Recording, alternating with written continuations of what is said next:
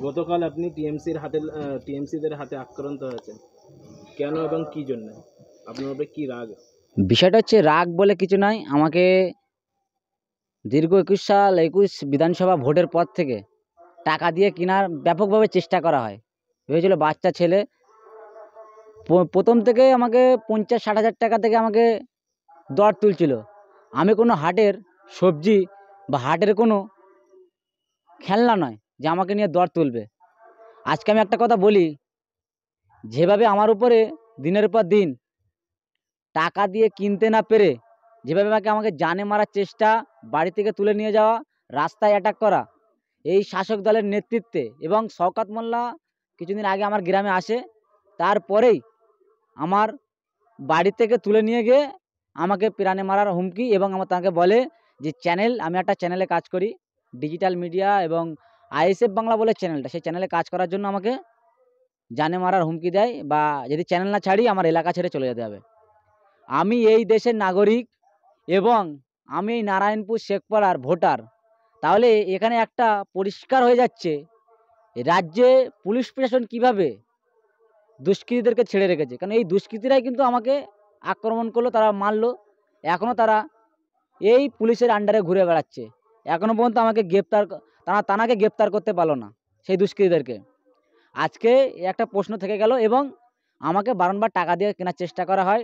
আর আপনারা সকলে জানেন, সোশ্যাল মিডিয়ায় যারা দেখাশুনো করেন বা সোশ্যাল মিডিয়া যারা চালান, আমাকে দেখেছেন বারংবার শাসক বা গরিব মানুষ থেকে শুরু করে যে বিপদে পড়েছে, যে সোশ্যাল মিডিয়ার দরকার, যে খবর করতে হবে, সেখানে আমি বিনামূল্যে, আর খবর করার কাজই হচ্ছে বিনামূল্যে, সে বিনামূল্যে তানার বাড়িতে গিয়ে, তানার এলাকাতে গিয়ে আমি খবরটা তুলে ধরি, সত্য ন্যায় প্রকাশিত করি।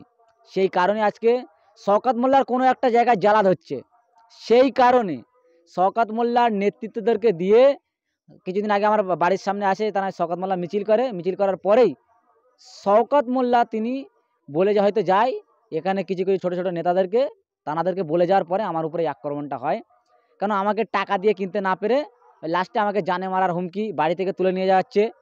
স্বাধীন দেশে স্বাধীনভাবে বাস করতে পারছি না, এটাই লজ্জা যে আমরা স্বাধীন দেশে আছি, ইন্ডিয়ার ভিতরে রাজ্যে সরকার পুলিশ মন্ত্রী, আর সেই রাজ্যের মধ্যে আমরা আছি, সেই রাজ্যে আমরা নিরাপত্তা পাচ্ছি না।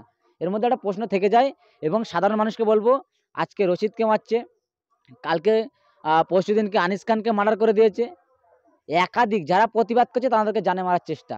আজ আমি একটা প্রতিবাদী মুখ হয়ে উঠছি বলে হয়তো আমাকে জানে মারার চেষ্টা করছে। আপনাদের কাছে অনুরোধ থাকবে, আজকে রশিদের বোলটা বন্ধ হয়ে গেলে, সে যদি তাকে জানে মেরে দেওয়া হয়, তার বোলটা বন্ধ হয়ে যাবে, কিন্তু নিঃশ্বাস চলা পর্যন্ত রশিদের মুখের বোল বন্ধ করতে পারবে না।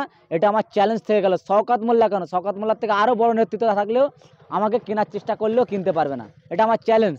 কারণ এ রাজ্যে যেভাবে দুর্নীতি, ভাঙড় বিধানসভাতে যেভাবে দুর্নীতি হচ্ছে, সেইভাবে ভাঙড়ের পরিস্থিতি আপনারা বলুন তো, ভাঙড়ে কি হচ্ছে। তারপরে এইভাবে আক্রমণ মানুষের উপরে একাধিকবার দিনের পর দিন।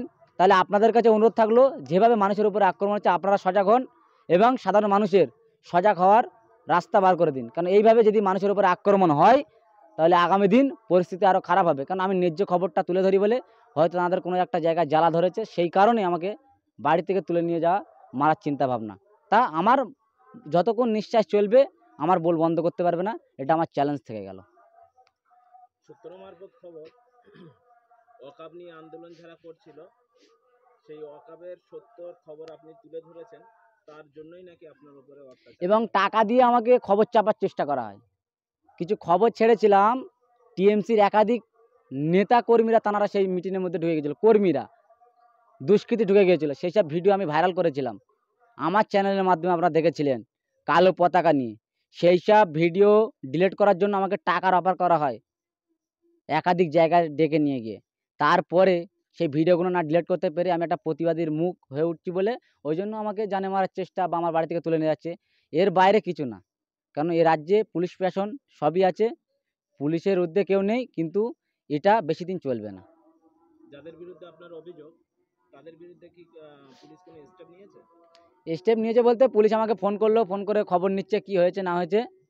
পুলিশকে বলবো দ্রুত আপনারা যদি না আইনত ব্যবস্থা নেন, আর জানেন আইএসএফ বাংলা ঘরে বসে থাকা ছেলে না, আর হাতে চুরি পরা ছেলে না।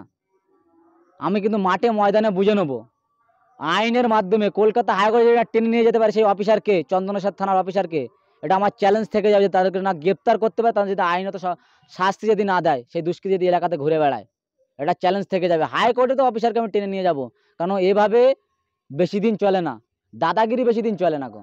আর আমাকে দমাতে পারবে না দাদাগিরি দেখিয়ে। ঠিক আছে, আপনার নাম পরিচয়? আমার নাম রশিদ শেখ, নারায়ণপুর বাড়ি।